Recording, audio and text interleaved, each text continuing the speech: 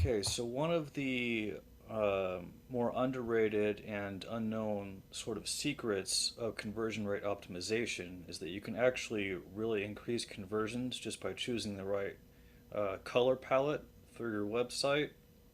Of course, this is easier said than done.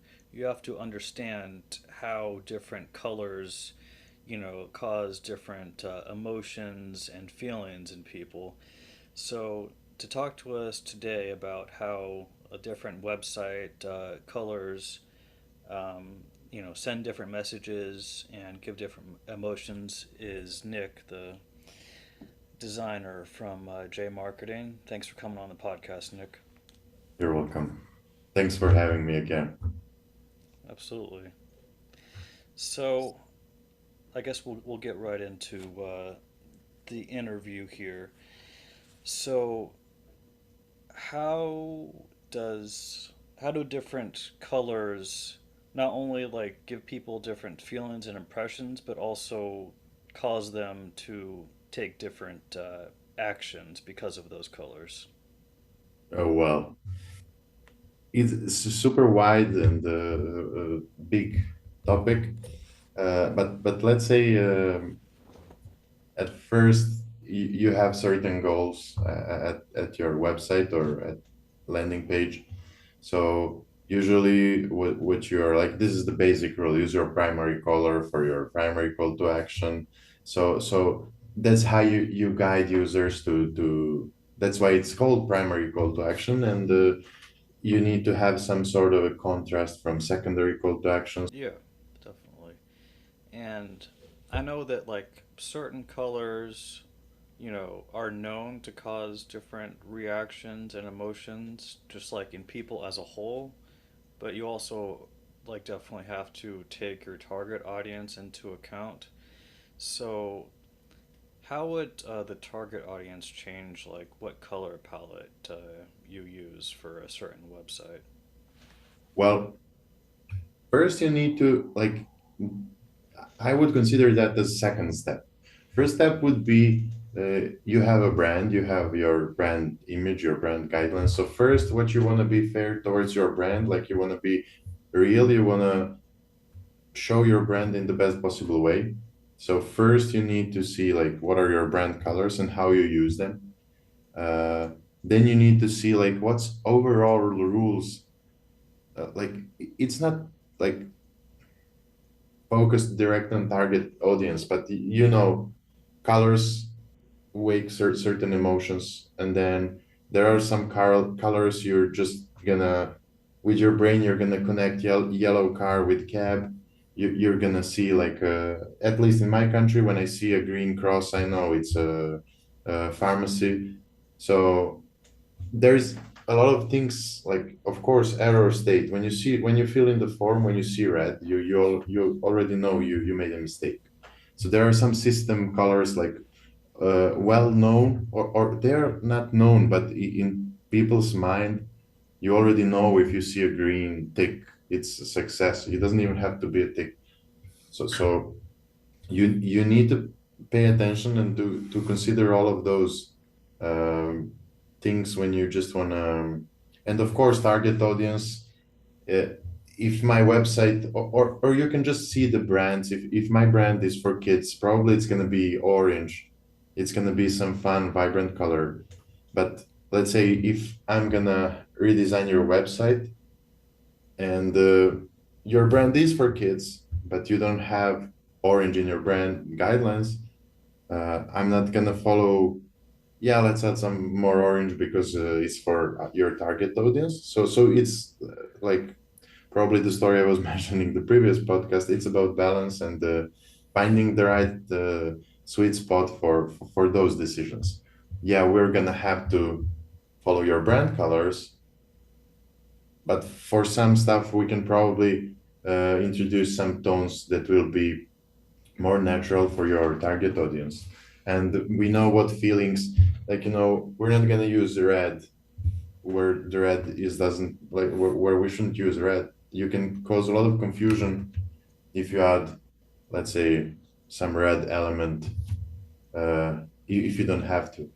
So red can cause confusion because its color symbolism. Green can cause confusion. So there is a lot of things to take into account. But yeah, of course, every color has its own meaning.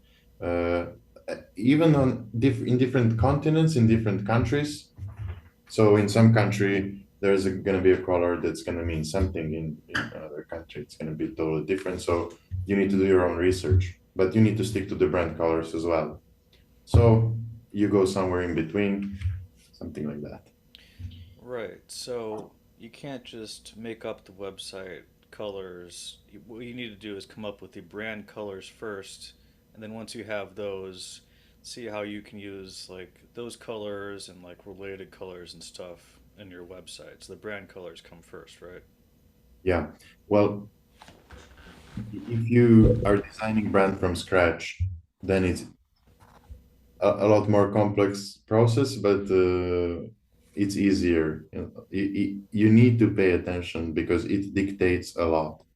Like when you're starting your business, when you're it dictates a lot. Every like you can see why blue symbolizes trust. So a lot of big brands have blue. Like blue is the most common color in logos and branding because it's like calm, trusting feeling of big brands. But you also need it's not only one color. Yeah, it's like your primary and dominant color, but you need to think of like where it's gonna get you, like the way you create color palette, and then you have your primary color, but then you're gonna have a lot more colors that have to work with your color, but you also need to know when to use which one of them and how to make it like that needs to be your brand image. That you cannot just on Instagram it's one brand, one combination. On website it's something else.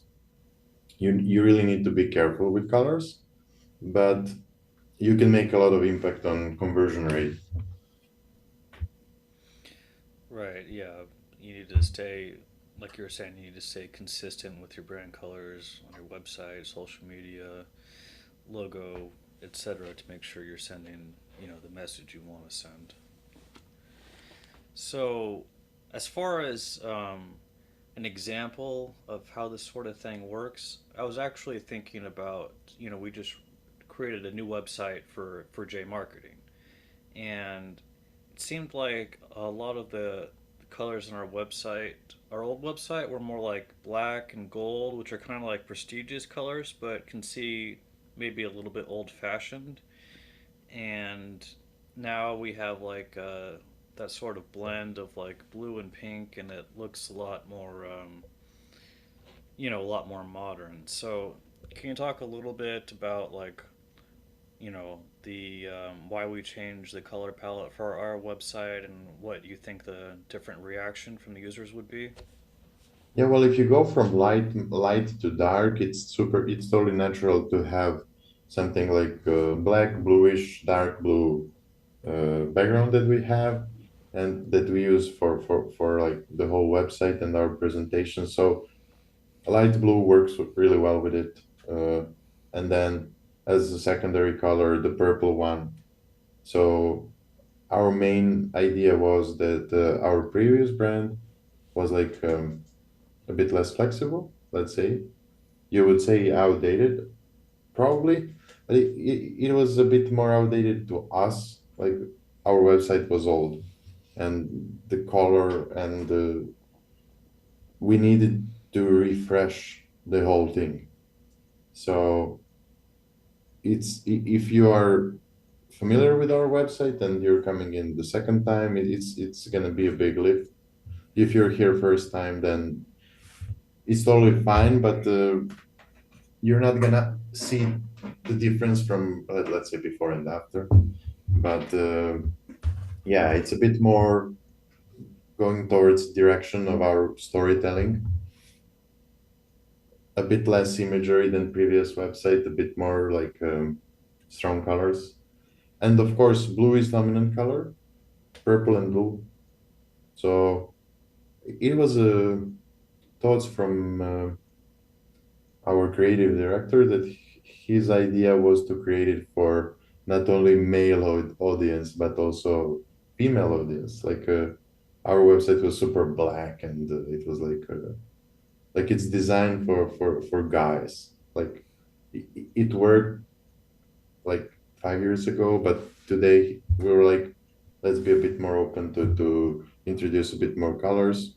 We can then scale the whole website a bit easier, so it's not boring. Oh, it's good for all the other assets for brand as well.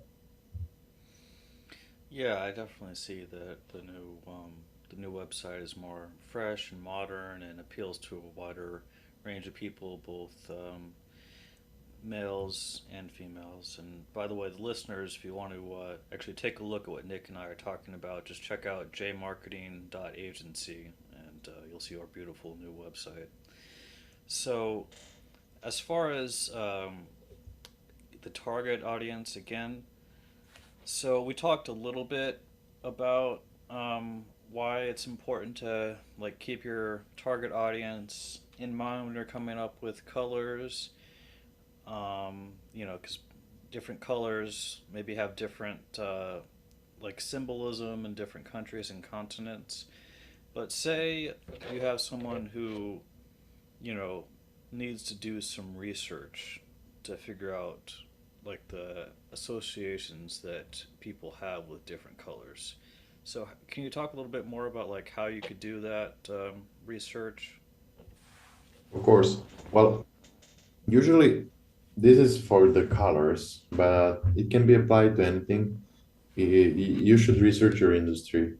Um, it's not going to be your definite solution for everything because, of course, in one industry there is a lot of brands that have different colors. But you can see the rule, you can see what colors. Probably you can also see what colors are not used in your industry, so you can just narrow it down. You can just do eye test, go visit Apple website, visit a lot of websites that you think that are big brands. Then open your website and then see, is there something you're doing different? And try to assume they have big research teams, they have big corporate, especially tech companies, they have good websites because of a reason, like big teams doing working on it and the whole science behind it. So do not be shy to just compare your website to industry leaders. What are some tips to try and increase conversions? Like, when I think of this, I think of maybe making the CTA buttons and like a form we want, the user to fill out like really bright, vibrant colors that really stand out. So, what are your tips for that? Yeah, well, that's pretty much it. Primary, you have a goal on every page you have on your website. So if your primary call to action is book a consultation call or something like that, whatever, you just want to make sure that that call to action stands out the most. Like because you need to make sure that the call to action that stands out the most from like all of the elements of the website. But also sometimes you will have primary and secondary one next to each other. You really want to focus the user attention on that one.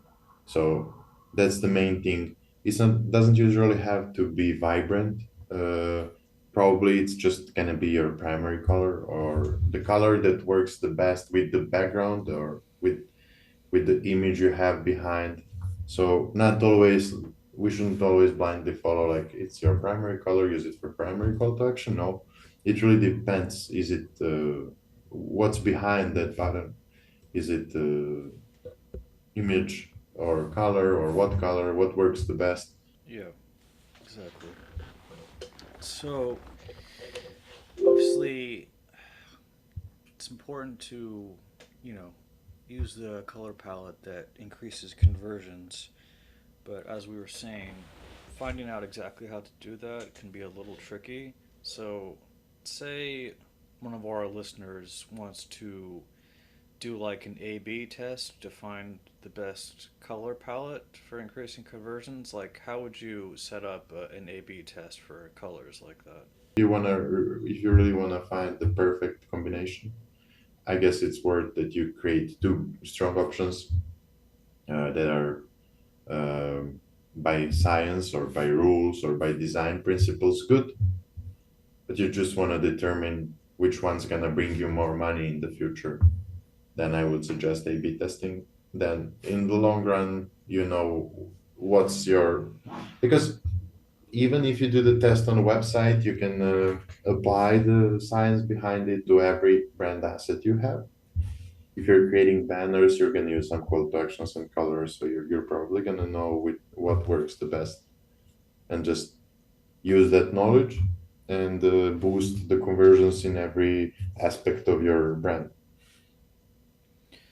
Right. So as far as like the sort of programs and process you would use, I would think that maybe you would say you're doing for the homepage, you would create like two homepages, like with two strong choices, like you said, that are each correct according to the color rules, and then maybe drive traffic to each homepage through some Google ads, and then use Google Analytics to like see how people act differently on each version of the homepage.